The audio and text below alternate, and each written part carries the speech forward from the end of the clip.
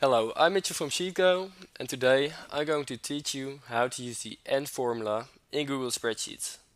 The AND formula, I need to put in two statements, of which both need to be true. So if one of my statements isn't true, or both aren't true, then it turns into false. But if both of my statements are true, then it turns into true.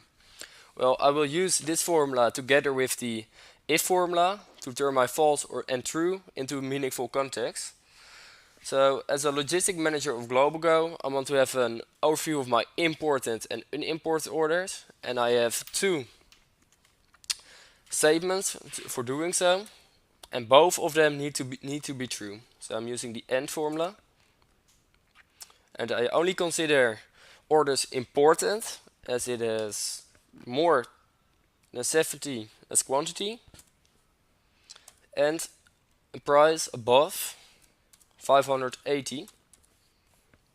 Otherwise, I wouldn't consider it important. So I am closing the brackets, and as you can see, this statement turns into false. Now, every order has been ranked into true or false by using the AND formula. Now I'm going to use the if formula to change my false and true in a meaningful context. So if, now I'm going to do exactly the same. So AND quantity needs to be above 70, and I want the price to be above 580. So I'm filling that in, close the brackets, and what do I want it to be? If it's true, then I want it to be important, so I consider it important. So important, but if it isn't true, I consider it unimportant, so NI from not important, unimportant, and I will close the brackets.